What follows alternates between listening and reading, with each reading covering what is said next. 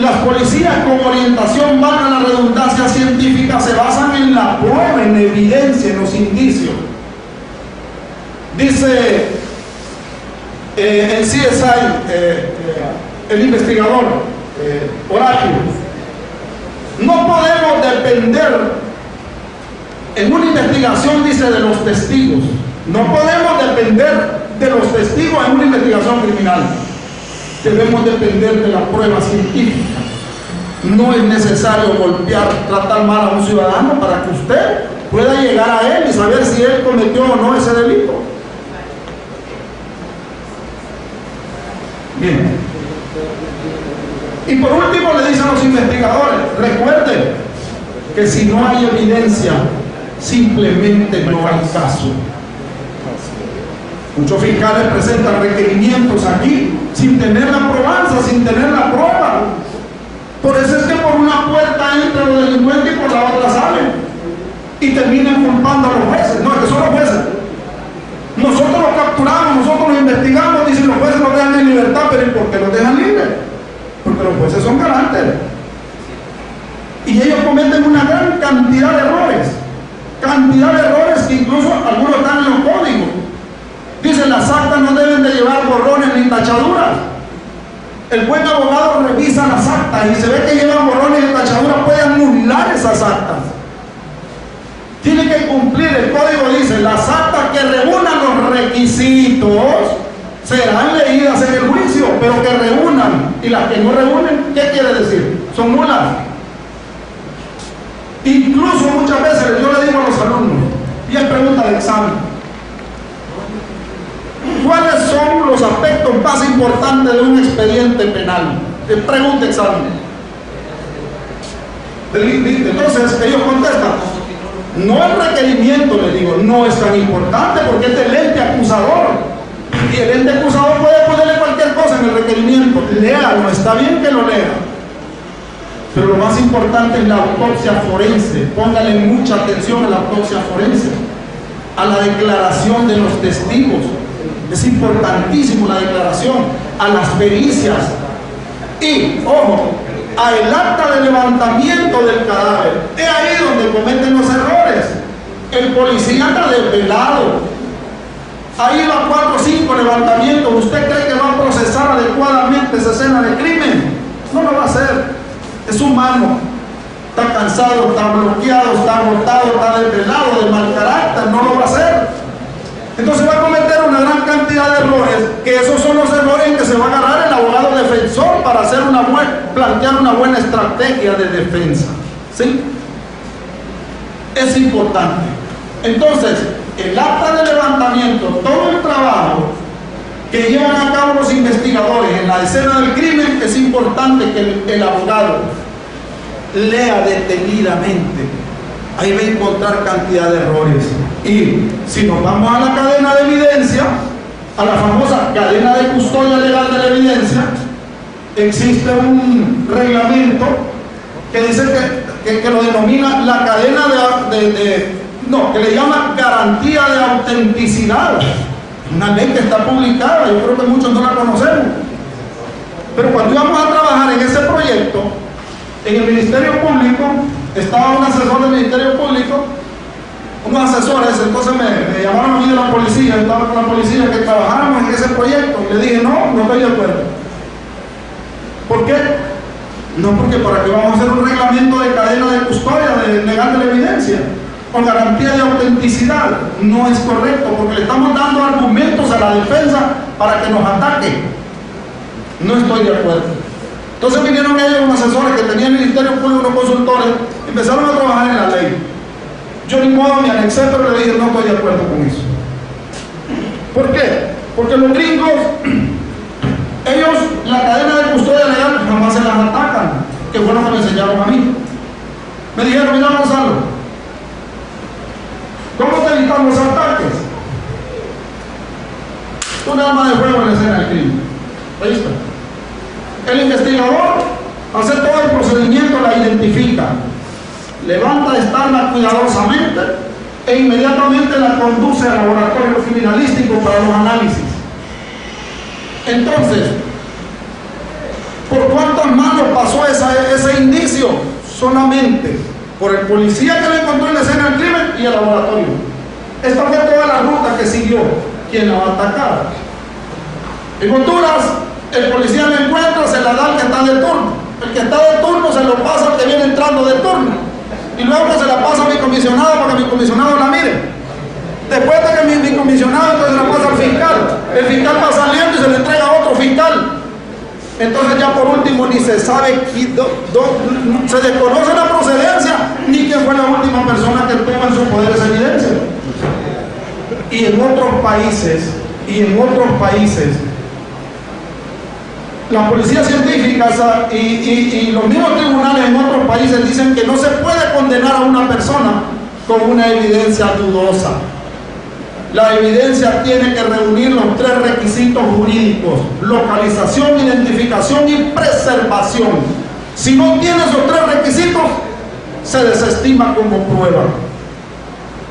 Acá desgraciadamente todavía no, pero recientemente estuve a cargo de capacitar a los magistrados de la Corte de Apelación, jueces de sentencia, de ejecución, jueces de lo penal, respecto a la cadena de evidencia, porque había muchos problemas con eso. No se manejaba bien esto de la cadena de evidencia.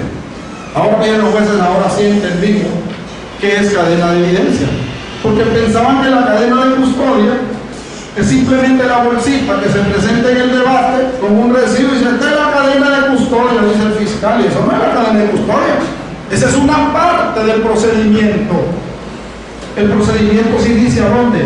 Allí.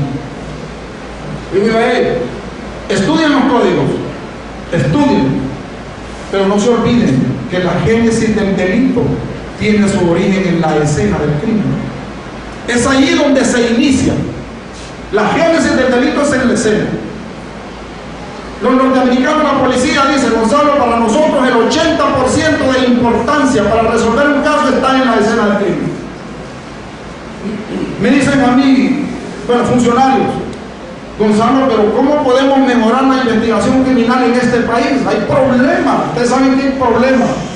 Siendo policía gringo, Gonzalo, Dios mío, debe ser horrible caer en tu país, aquí, caer preso, con una policía de investigación como la que ustedes tienen. Dicen policía norteamericana, que revisan expedientes. Gonzalo, es temerario caer preso en tu país, me dice, con la investigación que tienen. Porque sí, hay mala investigación. Con casos especiales a veces hacen bien el trabajo. En casos muy especiales, pero normalmente la investigación sí anda mal. ¿Por qué? Porque no llevan a cabo los procedimientos. ¿Cómo se van a poner a creer que requisito sine qua non en una investigación criminal? Tome fotos, tomen mediciones, utilicen metros, mira, levante un plano, un croquis de la escena del crimen. ¿Por qué? Porque si alguien se dispara un arma, y muchas veces llegamos a la escena, se disparó, se suicidó y el arma está en el escritorio o en la mesa. Entonces quiere decir que la persona se disparó y ya muerto. Y después me vengo para acá. Por eso es importantísimo levantar un plano. Porque si una persona se disparó en un acto automático, se disparó, el arma cayó al suelo, hay que medir a qué distancia se encontraba del brazo o de la mano de la persona, para poder establecer que posiblemente se trata de un suicidio o no.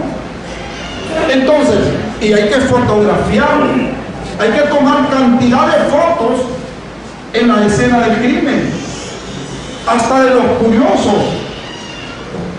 Las personas que estaban observando la escena del crimen disimuladamente, nosotros en aquel tiempo, cuando dirigí yo el Departamento de Inspecciones Oculares, a los curiosos disimuladamente, el fotógrafo criminalístico que andábamos nosotros, a los curiosos, tomábamos fotografías. ¿Por qué? Porque muchas veces el criminal regresa a la escena, y es cierto, se le cogió algo, se le olvidó algo, dejó algo ahí, quiere saber qué encontró la policía, entonces regresa. Entonces, bueno, tomarle foto a los curiosos. Y a veces vamos un poquito más allá, a los vehículos que se encontraban estacionados cerca de la escena, tómenle fotografía a la placa y a ese vehículo. El Ministerio Público nos apoyaba mucho en ese tiempo, gastábamos cantidad de dinero en fotos, pero los gringos dicen dice, mejor tome muchas fotos y no pocas fotografías. Entonces parte de la investigación criminal. Vamos a comenzar con la primera.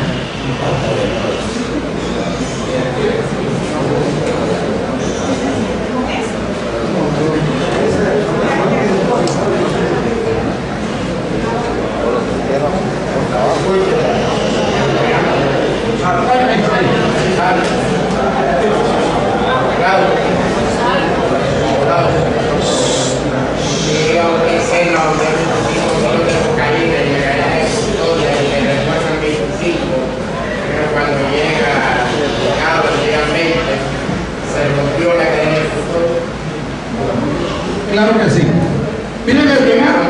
Miren esto en unos países que respetan la cadena de evidencia o la garantía de autenticidad de evidencia. En Costa Rica, el Ministerio Público con la policía ingresaron a una vivienda. Miren ustedes, países que el sistema judicial es garante. Entraron a una vivienda, a una casa, y en el dormitorio de la persona decomisaron 2 kilos de cocaína. 2 kilos. Fiscales, la policía lo arrestaron y se lo llevaron. Y se fueron a juicio. ¿Pero y qué pasó? En el expediente que llevaban no había fotografía, ni habían planos. No habían planos de dónde encontraron exactamente esa droga. No miren que es la procedencia.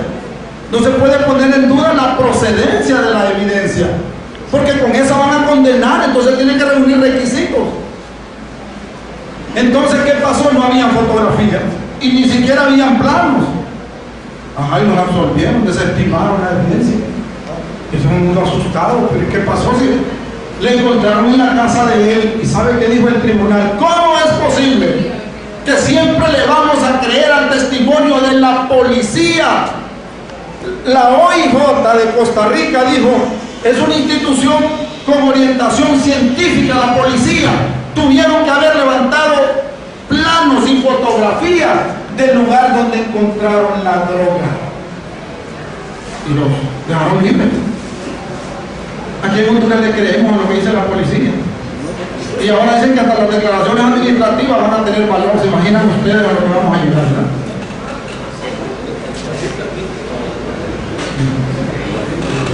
Bien, ya hice un recuento. Ahora vamos a entrar para que conozcamos la historia. No podemos hablar de criminalística si no vemos al pasado, ¿sí? Ahí dice, el éxito o el fracaso de una investigación criminal depende básicamente de las primeras acciones que tengan lugar en el escenario del delito. Es allí en la escena. El 80% de la importancia para resolver un caso está en la escena del crimen. Y luego los antecedentes históricos. Pero antes de pasar a los primeros, que fueron los chinos en el año 1650, antes de Jesucristo, ya los chinos utilizaban las huellas latentes, las huellas dactilares, en sus empresas, en los documentos, hasta en las actas matrimoniales que las hacían de madera, las quebraban, una se quedaba el esposo y la otra se quedaba el Estado con la otra tabla, y así hacían las comparaciones. Pero imagínense, desde el año 1650 se les atribuye a los chinos como fueron los primeritos que hicieron los estudios de dactiloscopía.